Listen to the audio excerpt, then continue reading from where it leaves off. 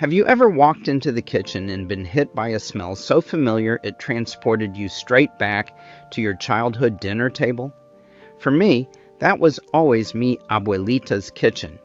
The sizzle of onions and olive oil, the earthy aroma of slow-cooked chilies, the sound of handmade tortillas puffing on the comal.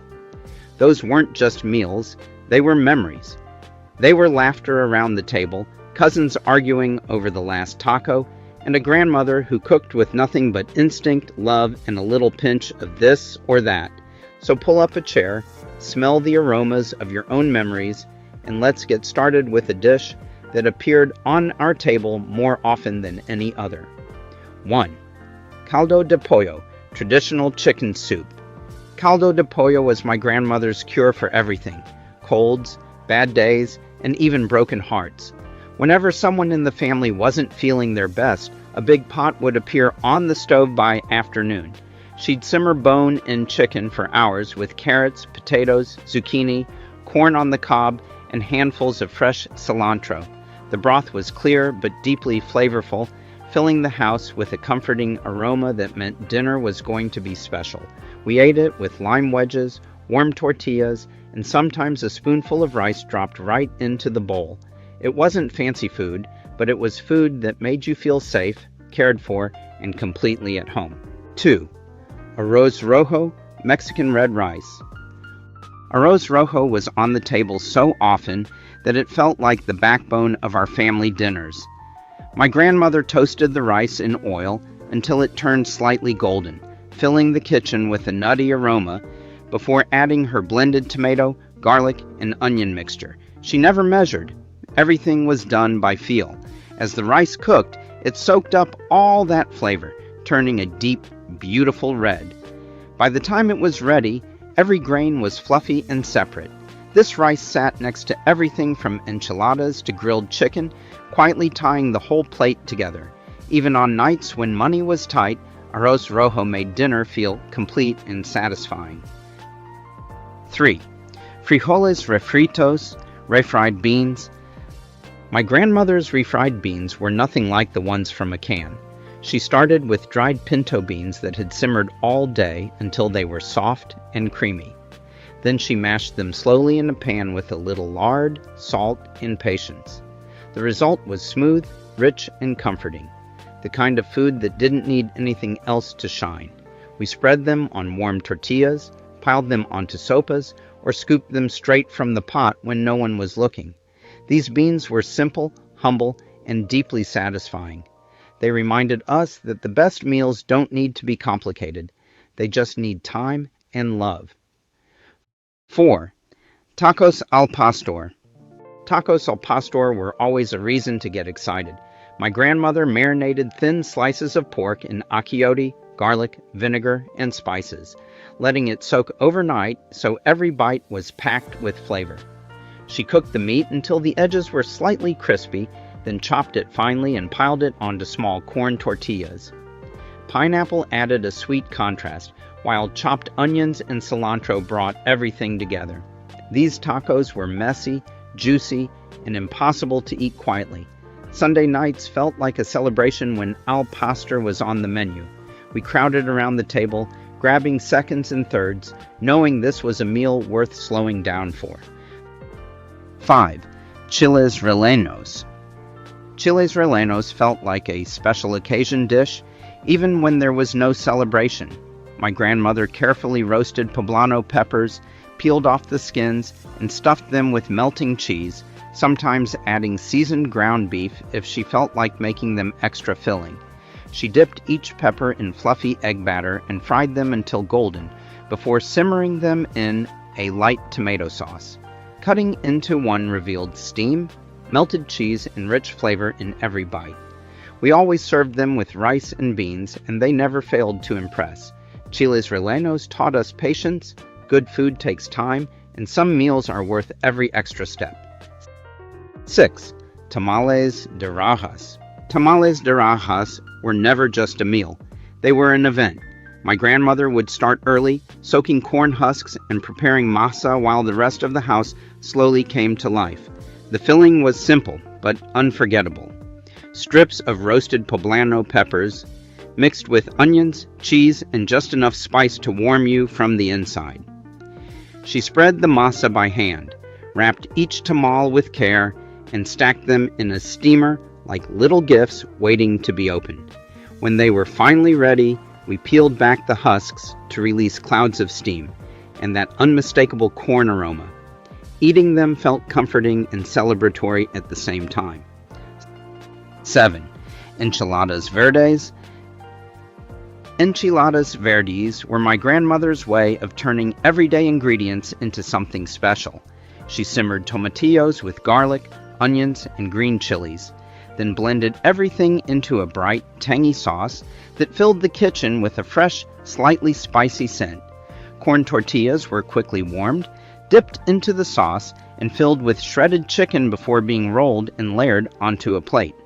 She topped them with crema, crumbled queso fresco, and sliced onions. Every bite was soft, saucy, and deeply satisfying. These enchiladas showed us how balance mattered. Tangy, creamy, and savory flavors all coming together in perfect harmony. 8. Menudo. Menudo was reserved for early mornings and special weekends. My grandmother believed it was a dish that required patience and respect.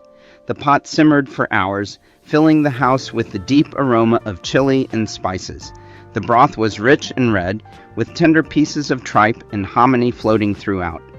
We customized our bowls with chopped onions, cilantro, oregano, and plenty of lime juice. Some people turned up their noses at menudo, but in our family, it was a badge of honor to enjoy it. It brought everyone together at the table, usually with stories, laughter, and second helpings. 9. Pozole Rojo. Pozole Rojo was a dish that meant something important was being celebrated. My grandmother prepared it slowly, simmering pork until it was tender enough to fall apart, then adding red chilies that turned the broth a deep, inviting color. The hominy soaked up all that flavor, becoming soft and comforting. When it was time to eat, the table filled with toppings, shredded lettuce, sliced radishes, chopped onions, oregano, and lime wedges. Everyone built their bowl exactly how they liked it. Pozole wasn't just filling, it was festive. It turned dinner into an occasion and made even ordinary days feel memorable. 10. Sopa de Fideo. Sopa de Fideo was the meal my grandmother made when she needed something quick but comforting. She toasted the thin noodles in oil until they turned golden, then simmered them in a light tomato broth, seasoned with garlic and onion. The soup was simple, warm, and incredibly soothing. We often ate it before the main dish, but sometimes it was the main dish, served with a side of warm tortillas. This soup was especially common on quiet evenings when the house felt calm and unhurried. Sopa de Fideo reminded us that even the simplest meals could bring comfort, especially when they were made with care. Number 11. Carne en su jugo. Carne en su jugo was one of those dishes that felt rustic and comforting from the very first bite. My grandmother cooked small pieces of beef slowly in their own juices, along with bacon, garlic, and blended tomatillos that gave the broth a slightly tangy flavor.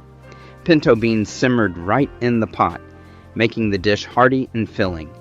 When it was ready, she topped each bowl with chopped onions, cilantro, and a squeeze of lime. We ate it with tortillas, soaking up every last drop of the broth. This was the kind of meal that warmed you from the inside and made you want to sit at the table a little longer. 12. Albóndigas, Mexican meatball soup.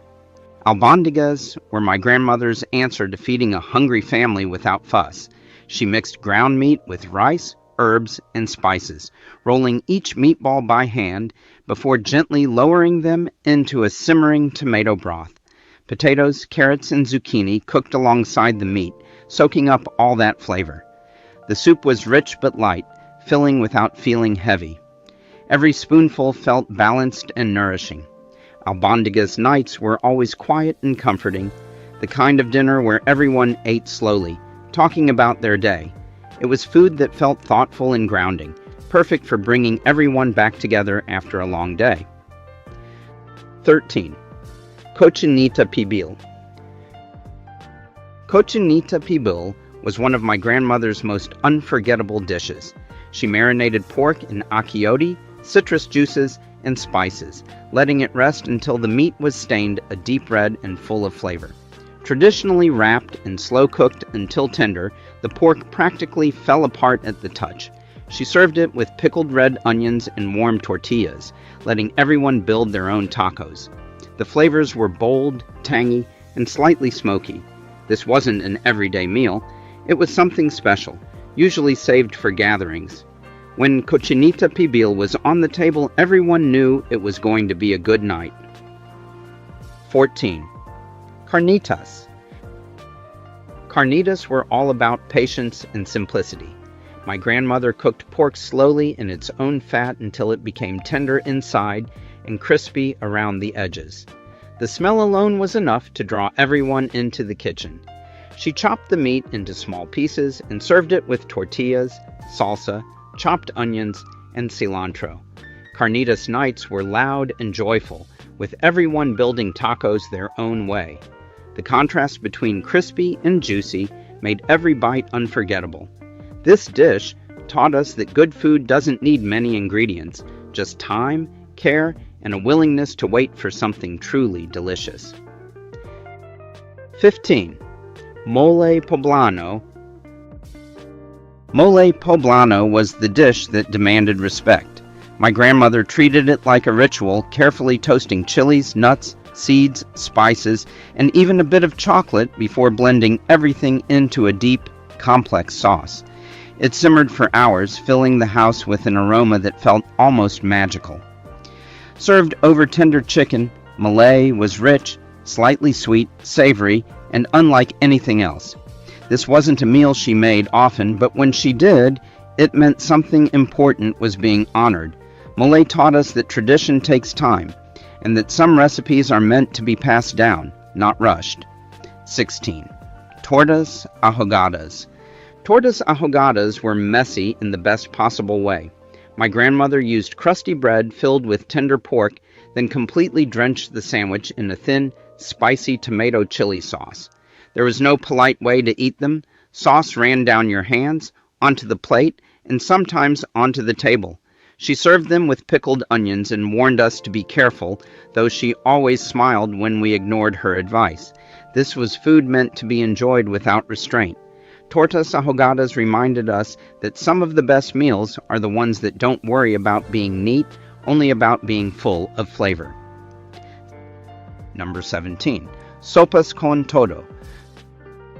Sopas con todo were my grandmother's way of letting everyone customize their own meal.